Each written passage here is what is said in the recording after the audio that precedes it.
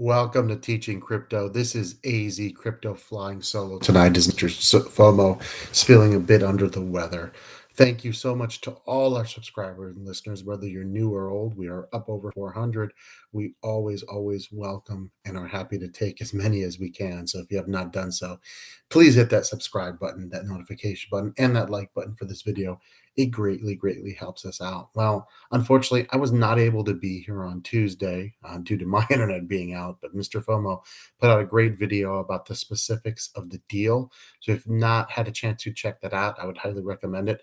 I just wanted to talk on a personal note about the process over the last 9 months and the people that I've met online, fellow Voyager creditors. It's been rough. It's been very stressful. And a lot of people have put off vacations, buying cars, even buying homes, you name it. There has been a lot of mental anguish going on. I just want to say I'm happy for everyone, whether you're a part of this channel or not, that's going to hopefully now very soon in the next 3 weeks have a chance at recovery, both in terms of financially and mentally.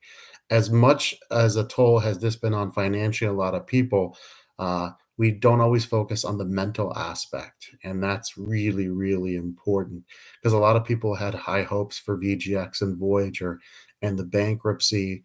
Not only did it hit people financially, but it also was an emotional hurt. It was also an emotional death, right?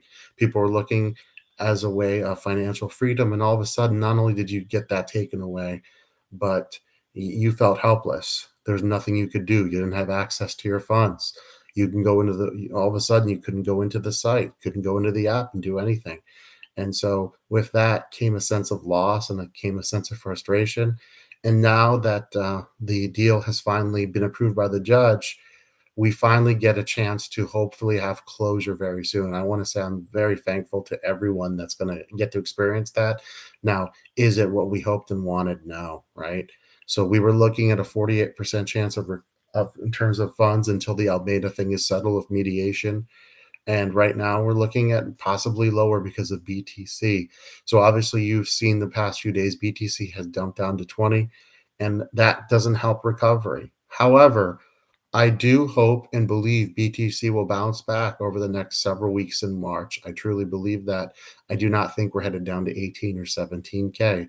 Hopefully I'm not wrong, because any volume that goes up will help Voyager recovery.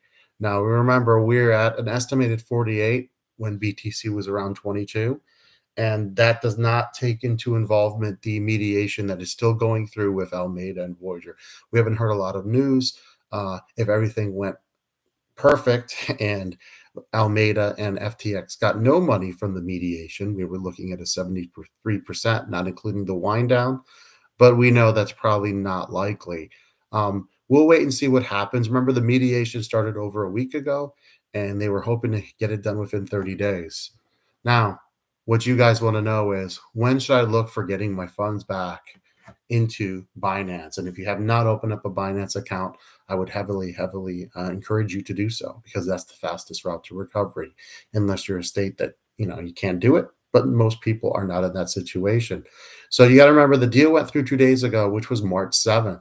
3 weeks is March 28th. That would be the earliest date I could see things going down in terms of some crypto being put. Remember, it's going to be happening step by step. It's not going to happen all at once. So what's going to happen is they're going to do it in installments. We don't know how many weeks, but I would guess 2 to 3 weeks. So if best case, we're looking at the 28th, by April 11th, you might have all your crypto in. Now, remember, once the Almeida FTX is closed in terms of that mediation, you're going to get cash back as well, and that'll be additional recovery. But the key is, what I wanted to say in this video is people finally have control over their own fate again. And I think that's really what hurt so much for so many people. When you get excited about something and you invest your time, energy, blood, and sweat into it, and it gets frozen and taken away, it's really hard to deal with, both, like I said, financially and mentally. So when people do get their funds back, yes, it won't be very it won't be a happy situation to see how much is missing because we're not being made whole. We're not getting 100%, but we can finally mentally and physically take those real steps to recovery. And that's what this channel is really going to focus on. And I encourage all of you to stay, and I encourage all of you to share this channel with many people as possible, because we really want to pride ourselves on being a channel that helps everyone make some money over the next few years. And that's what this is about, right? Investment. So right now, as we look at BTC falling to 20K, it's easy to get depressed and to get down. But for me, I'm looking at this as like, okay, you know, if this is bad news happening right now and Silvergate Bank and BTC holds at 20, I see that as a good thing. We're still in a bear market. If we can hold 20 and slowly work our way up, I'll take that. And we want to get as close to 25 as we can sometime in the next 2 to 3 weeks for Voyager, right? You want people to get as high of recovery as humanly possible. Do I think we're still in a bear market? Absolutely. Do I think, though, that the bull market is still happening in 2024? 100%. That Bitcoin halving is on its way. And I do think 2024 will be a much, much better year for crypto. Until then, things are going to be up and down. Things are going to be choppy. But in terms of Binance, one of the things is try to formulate a plan. Okay. Most people are not going to stay. Some might, but most people are not. So what are you going to use? Are you going to use a ledger? Are you going to go with MetaMask? Are you going to go with Trust? There are plus and minuses for all those strategies. Um, and so you want to kind of have a game plan. Also, um, since you're going to be getting a decent amount back in cash, what are you going to do with that cash? Right? Are you going to invest heavily in BTC or ETH? Are you going to go with some alts? Like I said, where are you going to put that? That's all part of recovery. And, the quickest way to recovery is to make good, sound decisions. And sound decisions are made by doing research and really thinking things through.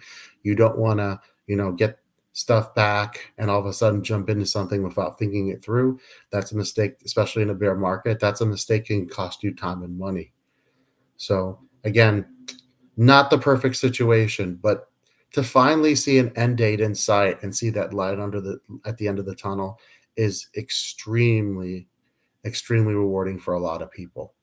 And despite all the pain, despite all of the anger, there's a chance for long-term, hopefully, growth and success. And like I said, that's what this channel is going to be about, is helping people grow and learn. And I think the best days of crypto are ahead. I don't think they're behind. This has been a horrible year, no doubt. A lot of bad actors have shown themselves. And hopefully those people never are involved in crypto again. Is there a guarantee? No, there's not. And but as the industry grows, hopefully less and less bad actors are able to get away with what happened over the last year. And I think that's important. In terms of regulation, we're kind of still in the dark, to be honest. The SEC did not flatter themselves with their appearance in Voyager Court. They can't settle on what is and what's not a security. They haven't decided themselves. So how do they want the public then to decide?